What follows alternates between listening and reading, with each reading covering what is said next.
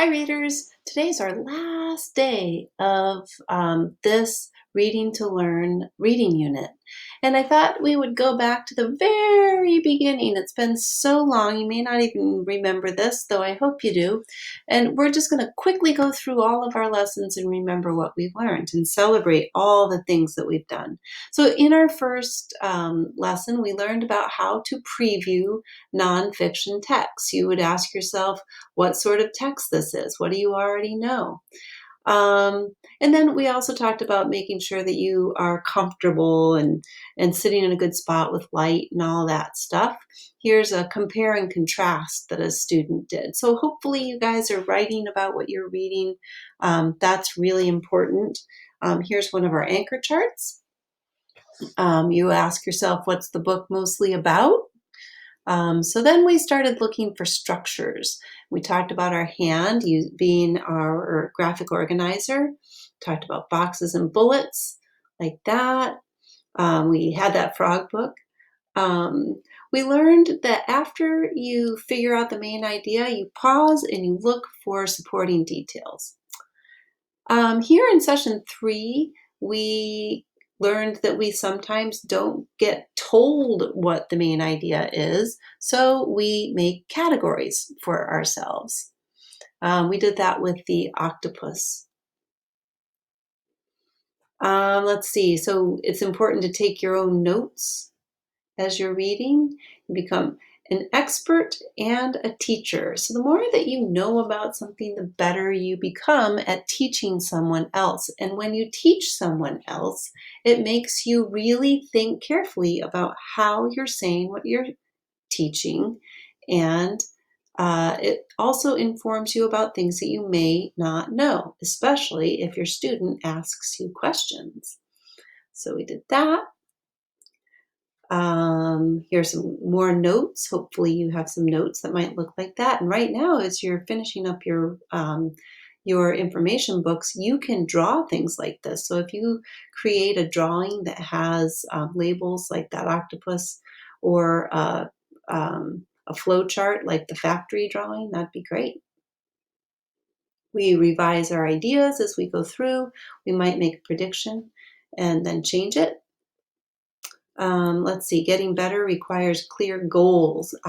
So we need goals. We need to know what you're working toward, right? That's super, super important.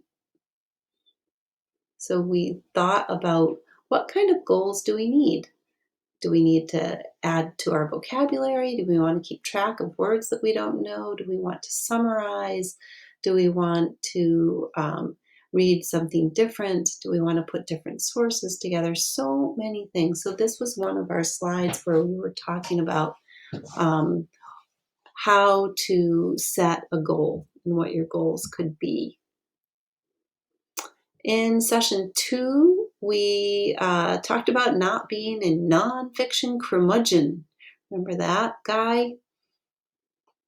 The difference between a boring text and a fascinating text is not the text, but the person reading it. You've got to read with a little energy, guys. Turn your brain on.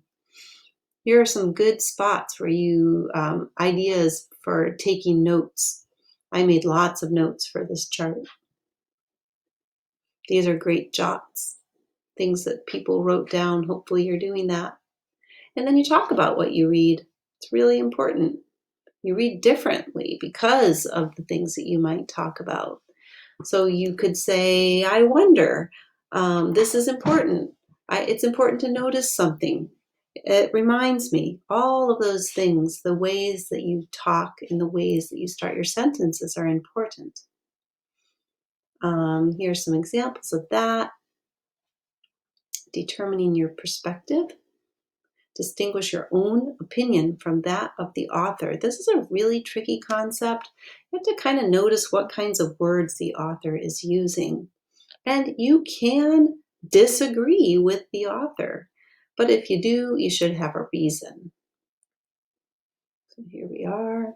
Using text structure to hold on to the meaning in narrative nonfiction. So readers use different ways of reading depending on if their nonfiction text is expository or teaching, Or if it's a not like a narrative nonfiction book, you use different strategies. We just talked about that with our learning lens and our story lens. Narrative nonfiction retelling in your fiction retelling, you have characters and setting and problems and solutions. In narrative nonfiction, you might have the same thing because it's told as a story. Summarizing narrative nonfiction, usually you have a pretty good clue about what the book is going to be about because we often know what the person is famous for. The trick is to figure out what are the other important things in the book.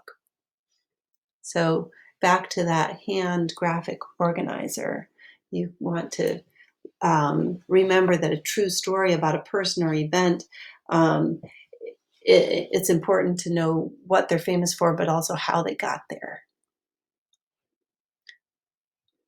So we did that. Figure out lots of words. We use different lenses. And so we might use a story lens or an information lens or learning lens. So when you're reading for information, you're looking for facts and things. If you read it as a story, you're kind of thinking more about what's this character like. You seek underlying ideas in true stories. So again, back to the big ideas in biographies. What were the challenges? What did they learn? What kind of choices did they make? We talked about the Charles Darwin book as we looked at this lesson. Here he is. So back to that chart. These, again, this was a more recent lesson, so you probably remember this one. These are some good jots that some kids made on biographies that they were reading. You listened to a little snippet of Cactus Hotel, or you may have looked at the whole read aloud.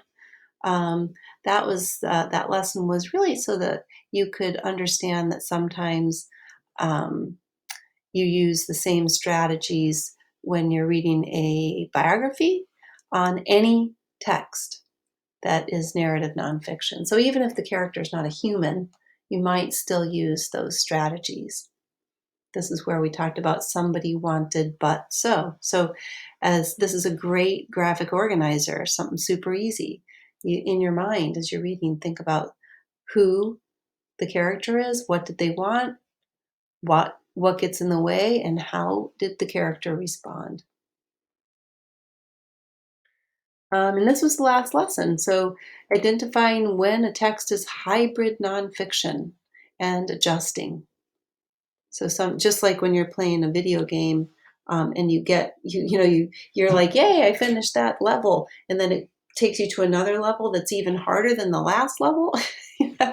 Sometimes as you're reading nonfiction texts, you discover that one is slightly different and makes it a little bit more challenging. It's a hybrid text when it's a combination of different kinds of text. So we learned a little bit about George Washington, and we identified that part of this text was from our story lens, and the other part of it was from our learning lens. And back to the same couple of slides there. When reading narrative nonfiction. All those things that we've learned and talked about over and over again are super important. And that is the end of our Reading to Learn unit. Congratulations, you guys. Really nicely done.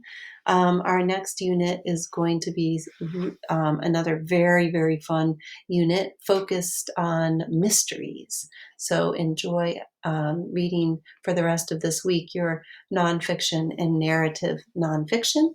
And when we get back to school in 2021, we'll start our mystery unit.